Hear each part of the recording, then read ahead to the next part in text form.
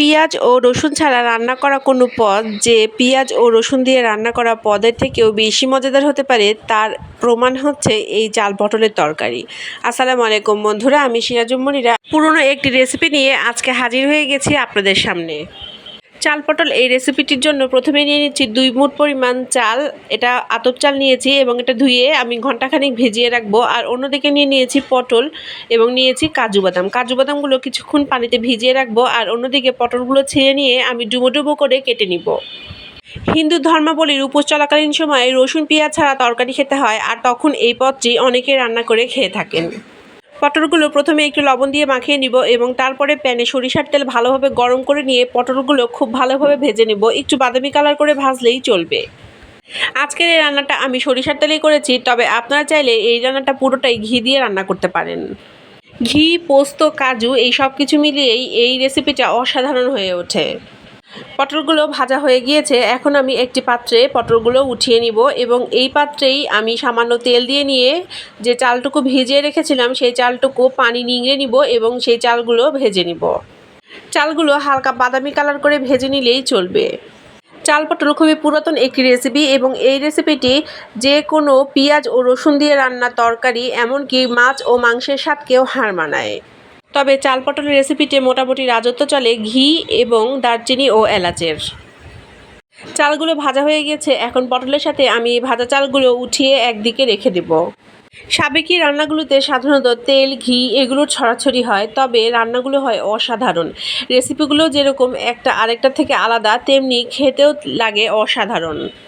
কালের বিবর্তনে আমরা আমাদের পুরনো রেসিপিগুলো যাতে হারিয়ে না ফেলি, সেজন্যই আজকের এই রেসিপিটি আপনাদের সাথে শেয়ার করলাম।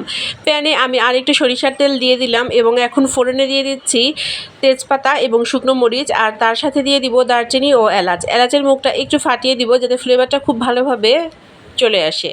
ফোড়ন দেওয়া হয়ে গেলে পানি দিয়ে গুলিয়ে রাখা কিছু মশলা আমি অ্যাড করে দিব। আর কি মশলা আমি পানি দিয়ে গুলিয়ে রেখেছি সেটা আপনাদের সাথে শেয়ার করছি। একটা পাত্রে 1 চামচ পরিমাণ মরিচের গুঁড়া, 1 চামচ পরিমাণ হলুদের গুঁড়া, 1 চামচ পরিমাণ ধনিয়ার গুঁড়া এবং তার সাথে 1 চামচ পরিমাণ আদা বাটা এবং অল্প সামান্য পানি দিয়ে একটা মশলা বানিয়ে আমি গুলিয়ে রেখেছিলাম, সেটাই ফোড়নের সাথে অ্যাড করে দিচ্ছি এবং তার সাথে অবশ্যই কিছুটা টক দই ফেটিয়ে রেখেছিলাম সেটাও অ্যাড করে দিব।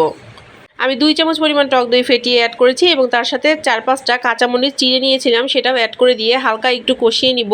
আর অন্যদিকে যে কাজুটা ভিজিয়ে রেখেছিলাম সেই কাজু এবং পোস্ত একসাথে ব্লেন্ডারে খুব ভালোভাবে বেটে নিয়েছি, সেটাও অ্যাড করে দিব এবং ভালোভাবে বলক তুলে নিব। মশলাটা যখন একটু কষানো হয়ে যাবে তখন আমার ভেজে রাখা পটল এবং চাল অ্যাড করে দিব এবং তার সাথে অ্যাড করে দিব পরিমাণ মতো পানি। পানিটা আমি এমনভাবে অ্যাড করব যাতে চালগুলো সব ভালোভাবে সেদ্ধ হয়ে যেয়ে একটু গা মাখা ঝোল থাকে, কেননা যখন আমি ঠান্ডা করে ফেলবো তরকারিটা তখন আবার চাল কিছুটা পানি টেনে নিবে। রুটি বা ঘিয়ে ভাজা পরোটার সাথে এরকম চাল পটল খেতে অসাধারণ লাগে, এছাড়া লুচির সাথেও কিন্তু মন্দ লাগে না, তাছাড়া সাদা গরম ভাতেও অসাধারণ লাগে। চাল পটল রান্নায় আমি পানি অ্যাড করে দিয়েছি, এখন একটু নেড়েচেড়ে ঢাকনা দিয়ে ঢেকে মৃদু আছে কিছুক্ষণ রান্না করে নিব। আর তারপরেই একটু অ্যাড করে দিচ্ছি লবণ, কেননা আমি লবণ অল্প সামান্য অ্যাড করেছিলাম, এখন চেখে দেখলাম লবণ লাগবে। চাল পটল রান্নার একদম শেষ পর্যায়ে ছড়িয়ে দিব 1 চামচ পরিমাণ ঘি। চাল পটল এই সাবেকি পদের রান্নাটি আপনাদের কেমন লাগলো অবশ্যই আমাকে কমেন্টে জানাবেন। আর আমি জানি অনেকের কাছে আজকের এই পদটি হয়তো নতুন, যদি সত্যিই নতুন হয়ে থাকে আপনারা কিন্তু বাসায় এই পদটি রান্না করে খাবেন। আজকে আমার এই ভিডিওটি এখানেই শেষ করছি। সবাই ভালো থাকবেন এবং আমাকে আপনাদের দোয়ায় রাখবেন। আল্লাহ হাফেজ।